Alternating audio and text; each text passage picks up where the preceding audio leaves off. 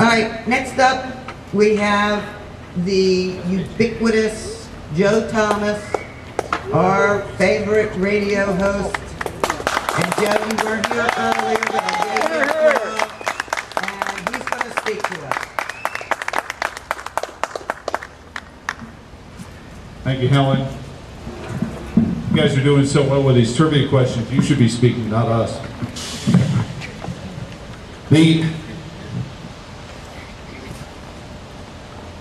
The Constitution was a difficult thing. The Constitution was born from friction, from pressure, from people who saw that the Articles of Confederation weren't working, and that if the country was going to survive and not get swallowed back up by England or France, who were both jockeying for the position, because people forget that the French were a little off-put because we didn't just let them in to become kings when they helped us kick King George out. So the country was teetering. So they sat down and they thought, and I spent some time today with the folks from the Center for the Constitution at Montpelier. And we got talking about something that was a unique process that was going on in the late 18th century, which was a lot of research, a lot of pondering by those in the Enlightenment as to why citizen government didn't work. What was the problem with citizen government? Why were all of the instances of citizen government abject failures? What could be done? Because it seemed to them to be so logical of a premise that the citizens never liked being under the ruling thumb of a pharaoh or a despot of any type. They always fought for freedom, and then it failed. Well, how could that be? So they tried, and Madison especially, was working very hard at trying to come up with a way to make this work. A lot of the other ones, Tytler, de Tocqueville, were just curiosity seekers. They were just looking for their own edification. But Madison said, we should try to come up with a way to make this work. And he came up with what he thought was a brilliant way to make it work, with one guy who wasn't from Charlottesville, came down to Charlottesville, and he was from New York City. So maybe that's why I promote the forgotten founder, John Jay, an awful lot, because he, like me, came down to Charlottesville from New York to get involved. But after that, they came and they presented it, and all of a sudden, Madison's home state said, whoa, whoa, whoa, whoa, whoa, whoa, you didn't go there to create some centralized government with some authority figures divvied up amongst these branches. The heck are you doing? We didn't send you to do this. You were just supposed to fix the Articles of Confederation. And Patrick Henry, the governor at the time, along with George Mason and James Monroe, who was also on that wall of City Hall over there, joined together to push back on Madison. Now, did Madison call a press conference and make speeches to the pamphleteers about how the obstructionists in Virginia were going to undo all the great works he was going to do? No. He listened to them, and he stopped and he said, well, how can we all get what we want? They simply wanted a guarantor in this document that was going to say that this centralized government in no way, shape, or form was going to become a kingdom. And they presented the Magna Carta as an example of what they were looking for. Hey, sir, may I see the mic for a second? In reference to what? All I wanted, 1 second. Ladies and gentlemen, we celebrate free speech here. Are you going to keep it civil? Yes, sir. All right, I'm going to hold it, though, and I'll let you speak. Ladies and gentlemen of the Charlottesville-Va, this is Thomas Jeff. I'm coughing. Now I got my clothes on. There's my neck. All right. That's all I got to say. Thank you, sir. That's free speech. So, he looked at the Magna Carta, and the Magna Carta was a list of rights that the king guaranteed the landowners of England.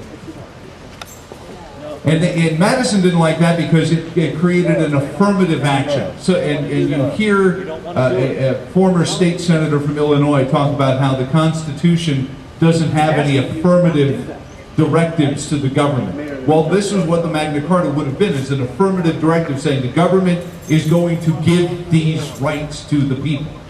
Madison said, well, we're basing this off of the premise that you're born into this world with these rights. So when you look at the Bill of Rights, and I know we have a separate Bill of Rights celebration here on the downtown mall, but when you look at that as its entirety, because the Constitution would not have existed without the Bill of Rights. It was the pressure brought by Patrick Henry and George Mason and James Monroe. As a matter of fact, there's a neat book, it's called Founding Rivals, about Monroe and Madison's relationship in this sort of Friends of Tom circle regarding this. But it was that friction that forced Madison, instead of calling a press conference and calling Patrick Henry an obstructionist and complaining about partisan politics or anything that we hear today, he said, well, how can we get both things? And he wrote what even for the day was a relatively arcanely written bit of syntax, but it was very carefully worded to make triply sure that whatever was in here was guaranteed to never ever be touched by the government. And that they swear above all other natural God-given rights that these rights were going to be above all else. Which was what John Jay, which is what Patrick Henry really wanted in the first place. We want the government to protect our stuff. We want somebody to protect our stuff. I'm busy, I don't have time to protect my stuff. Well, we have to protect our stuff. We have to, on this day, still within a week of the anniversary, of all the things that are remembered after September 11th, 2001, remember the passengers of Flight 93. Because those Americans said, I'm going to lose my stuff. I can't wait for the government to come and try to protect my stuff. I'm going to lose it all anyway. I'm going to make sure that these people don't harm anyone else. And that's what we need to remember each and every day, is convenient as it might be to say, well, why wouldn't the government run a bus service? Or why couldn't the government have a special free speech zone? Well, no, the whole country's a special free speech zone. I like John Whitehead very much, but when he talks about the Occupy anniversary, and one of the things that came out of it was the premise that we have special free speech zones. And when that questioned about free speech being everywhere, he said, well, that really doesn't work anymore because, you can't say, fire in a crowded theater. I argue you can. You can also go to prison for inciting a riot. Rights, responsibilities. So thank you so much for doing this, even in the inclement weather. Thank you so much for remembering it. We spoke a little bit today on the program about the fact that perhaps the greatest gift, I'm going to leave you something in light of the rally we're having here for Virginia for Obama, is perhaps at the end of time, as we celebrate the 325th anniversary of the U.S. Constitution, which, remember, is barely a blip in our society's radar. Barely a blip. The human race has been organizing in civilizations, not that kind of organizing, but organizing ourselves into civilizations for 5,000, 6,000 years. 225 years is a hiccup. If we don't stand firm on it, we're going to stay a hiccup. We will be a footnote to history. Or do we stand up and say, no, we have to make this paradigm shift work. We have to take what James Madison did all those years ago and to work into why citizen governments didn't work before this and make this work. We have to make this work, because if we don't, we're just going to go down with the Greeks and the Romans and every other instance where citizens had it and let it go. Don't be that guy. Thank you, and God bless America. Oh, I have a trivia question, that's right. I was going to ask my favorite trivia question, which is, what exactly does the Constitution say about postal service? But that's not the one that Helen has here, so since this was all in an email. By the way, postal routes, postal offices, so when anyone says, but we have to have all this stuff, it's constitutionally mandate. No, it's not. Right. We have the postal routes. They're already here. 29 north. Yeah. U.S. That's why people chuckle when I get the traffic for U.S. constitutionally mandated postal route 29 northbound. They're like, what? Our trivia question is, how many times does the word democracy appear in the text of the Constitution and the Bill of Rights? None. I heard a young lady's voice. Was it Cynthia? Cynthia got in there. Whoa, hello. The aliens are coming. The aliens are coming. I'm going to walk behind the speaker here, Cynthia. There you are. This dollar may actually be worth $1 at some point because it's made of gold. Thank you so much. Let's hear it for Cynthia Collier.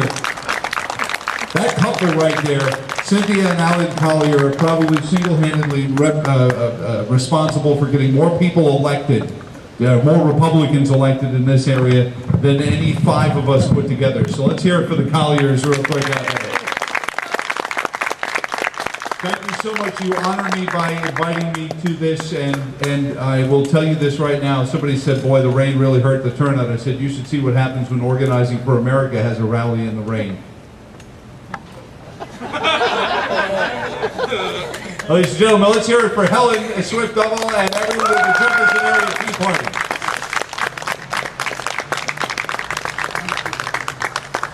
Oh, and go to freedomthing.com and buy Mike's bumper stickers.